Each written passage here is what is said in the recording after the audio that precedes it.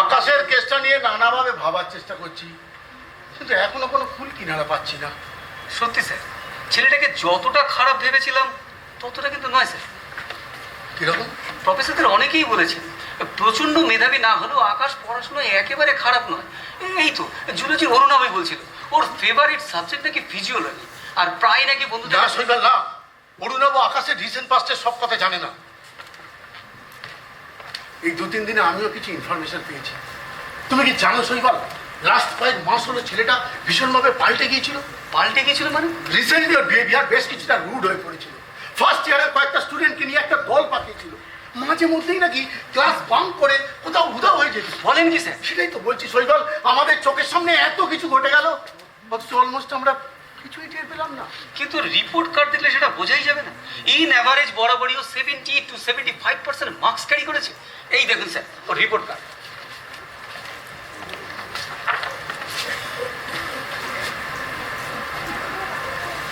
তাহলে তাহলে কোন সে বিপরীতমুখী স্রোত ছেলেটাকে আজ এখানে টেনে আনবে? না শৈবাল, এত সহজে কোনো কনক্লুশনে পৌঁছানো যাবে না, আরো ভালো করে ওকে স্টাডি করতে হবে। দরকার পড়লে ওর বাবা মার সঙ্গে স্যার।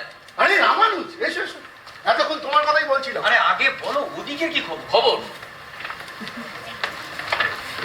খবর খবর খুব একটা ভালো নয় স্যার। সে কি, আকাশের জামিন হয়নি? না স্যার, অনেক চেষ্টা করেছিলাম, ওর বাবাও ভালো উকিল লাগিয়েছিল।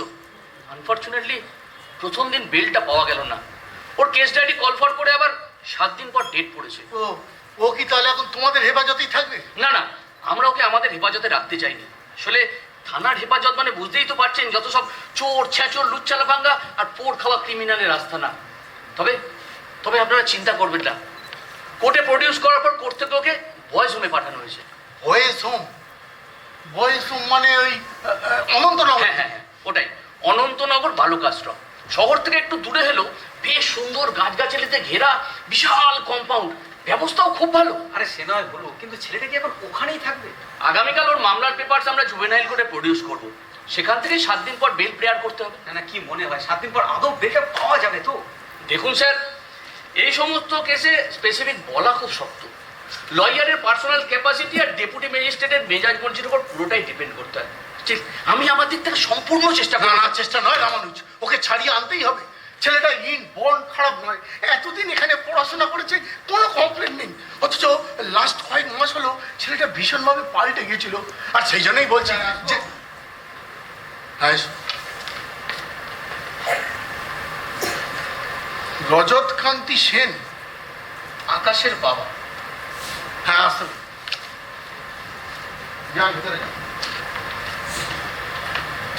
নমস্কার। নমস্কার। আচ্ছা, আপনিও রয়েছেন দেখছি। কলেজের অ্যাডমিনিস্ট্রেশন কি তাহলে আজকাল এই পুলিশের নির্দেশেই চলছে? মিস্টার সেন, ভুলে যাবেন না আমিও এই কলেজের প্রাক্তন ছাত্র। So what? এই কলেজে আরো অনেক প্রাক্তন ছাত্র আছে, তারা কেউ ডিউটি আওয়ার্সে কাজ ছেড়ে প্রিন্সিপাল রুমে এসে বসে থাকে না। কি সাদা বলছেন? আমি তো আপনার ছেলে আমি না। না। মিস্টার সেন, আগে আপনি বসুন। আর বসে কি করব? বসার অবস্থা আপনারা রেখেছেন নাকি? একটা সামান্য কারণে একটা বাচ্চা ছেলেকে আপনারা শটান হাজতে ভরে দিলেন। জানেন সে আমাদের কত আদরের সন্তান? তার গায়ে একটা চড় পর্যন্ত মারিনি, আর আজ সে কিনা থানার লকআপে এক গাদা চোর ছ্যাচোরের সঙ্গে। ছি ছি ছি ছি ছি, ভাবতেই লজ্জায় আমার মাথা কাটা যাচ্ছে। ইন্ডাস্ট্রিয়ালিস্ট রজত কান্তি সেনের ছেলে শেষ পর্যন্ত কিনা।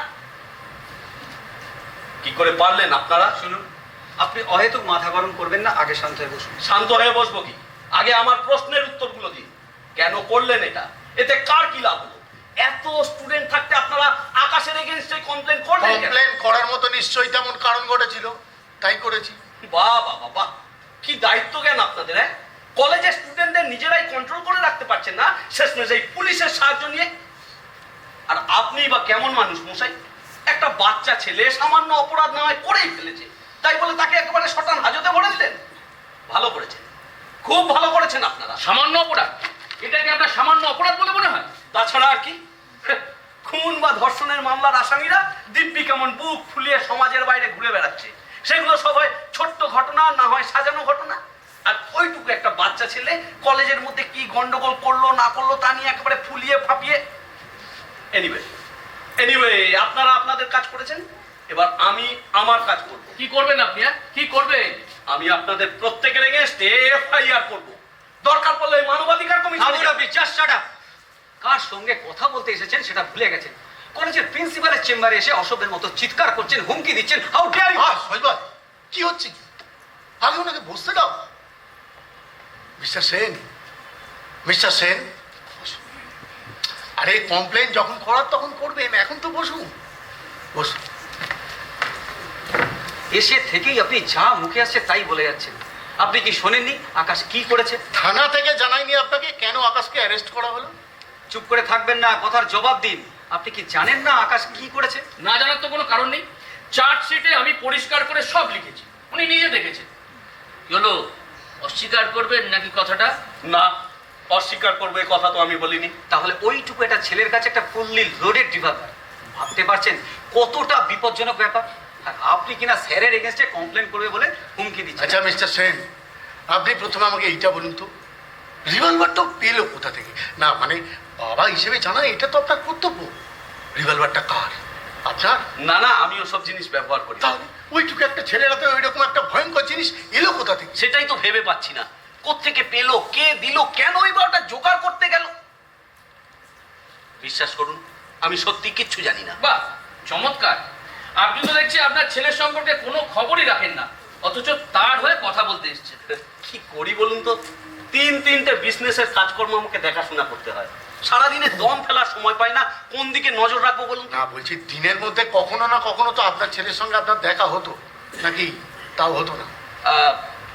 দেখাশোনা বলতে তেমন কোনো নির্দিষ্ট সময় নেই, তবে ওই বেশিরভাগ দিন ব্রেকফাস্ট টেবিলে একবার দেখা হতো। তা ওর পড়াশোনার খোঁজ খবর রাখতেন? হ্যাঁ, তাও রাখতাম। পড়াশোনা কেমন চলছে জানতে চাইতাম, কোথাও কোনো প্রবলেম হচ্ছে কিনা। এই তো দুদিন আগে বললো ওর কিছু টাকার দরকার, তা আমি ভাবলাম ওর জন্যই তো যাবতীয় উপার্জন, তাই তাই সঙ্গে সঙ্গে টাকাটাও দিয়ে দিলেন, তাই তো? ন্যাচারালি। কত টাকা দিলেন? বেশি নয়, ওই মাত্র 7,000। 7,000? ওইটুকু একটা ছেলে চাইলো আর আপনি ফস করে 7,000 টাকা দিয়ে দিলেন? কেন, কি দরকার ছিল টাকাটা একবার জানতে চাইছিলেন? হ্যাঁ, বললো তো কিছু বইপত্র কিনতে হবে আর কোচিং ক্লাসে অ্যাডভান্স দিতে হবে। কোচিং ক্লাসে অ্যাডভান্স? মিথ্যা কথা। সেশনের মাঝখানে একটা ছেলের কোচিং ক্লাসে অ্যাডভান্স বা বইপত্র কেনার যে কোনো প্রয়োজনই পড়ে না, এই ধারণাটাই আপনার নেই। আর কোচিং ক্লাসে অ্যাডভান্সের কথা যে বলছেন, কোন কোচিং এ ভাবে সেশনের মাঝখানে অ্যাডভান্স নাই বলুন তো? বলুন, কোচিং এর নামটা বলুন। মিস্টার সেন, আমার ধারণা আপনার ছেলে কোন কোচিং ক্লাসে পড়তে যায় সেটা বোধহয় আপনার ঠিক মতো জানা নেই।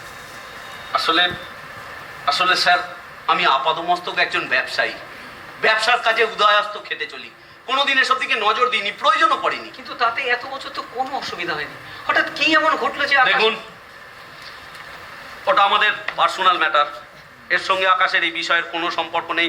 আপনারা প্লিজ আকাশের বিষয়ে কনসেন্ট্রেট করুন। মিস্টার সেন, একটা কথা বলে কিছু মনে করবেন না। আকাশের মতো ইয়ং ছেলেদের বিপদে যাওয়ার পেছনে তাদের এই পারিবারিক সমস্যাগুলো না ভীষণভাবে প্রভাব ফেলে। তাই আমরা এটাই জানতে চাইছি যে আকাশের ক্ষেত্রে তেমন কিছু ঘটেনি তো? দেখুন, বিষয়টা এতটাই পার্সোনাল যে সেটা আমি আপনাদের সঙ্গে আলোচনা করতে চাইছি না। কিন্তু পরিস্থিতি এখন যে জায়গায় পৌঁছেছে তাতে আপনার এই পার্সোনাল বিষয়গুলোর মধ্যেও হয়তো আমাদের নাক গলিয়ে ফেলতে হচ্ছে। আকাশকে সমাজের মূল স্রোতে ফিরিয়ে আনতে একটা গেলে কথা বলতে পারি মিস্টার সেন, আপনার ছেলে মানে ওই আকাশের বিষয়টা যাতে পাঁচকার না হয় সেটা আমি দেখব।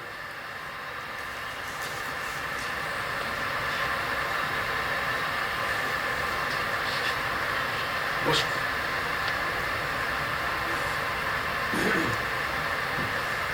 কি আর বলবো, আসলে ছোটবেলা থেকে আকাশের পড়াশোনা, খেলাধুলা কোনো কিছুর দায় দায়িত্বই আমাকে নিতে হয়নি।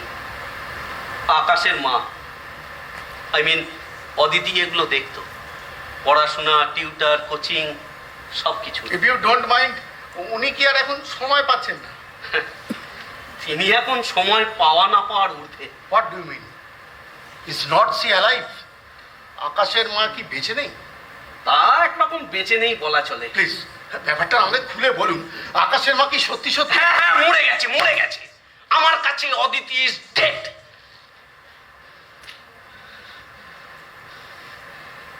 কি বলি আপনাদের, পারিবারিক কেচ্ছার কথা কি 5 জনকে ডেকে ডেকে বলার জিনিস?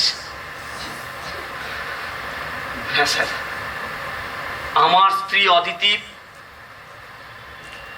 আমায় ছেড়ে চলে গেছে। আমার ব্যস্ত জীবন, ব্যবসা ছাড়া অন্যদিকে মন না দেওয়া, সারাদিন টাকার পিছনে দৌড়ানো, এগুলো কখনোই তার পছন্দ ছিল না। আমাদের মন মানসিকতা কোনো দিন এক জায়গায় মিলতে পারিনি। এই নিয়ে আমাদের মধ্যে অনেক ঝগড়া হয়েছে। আমাকে অবশ্য অনেকবার বোঝানোর চেষ্টাও করেছে, কিন্তু আমি টাকা উপার্জনের লোভ থেকে বেরিয়ে আসতে পারিনি। দিনের পর দিন তাকে এবং আমার ছেলেকে অবহেলা করেছি, অবজ্ঞা করেছি। শেষমেশ বাধ্য হয়ে আমাকে ছেড়ে অন্য একটা লোকের সঙ্গে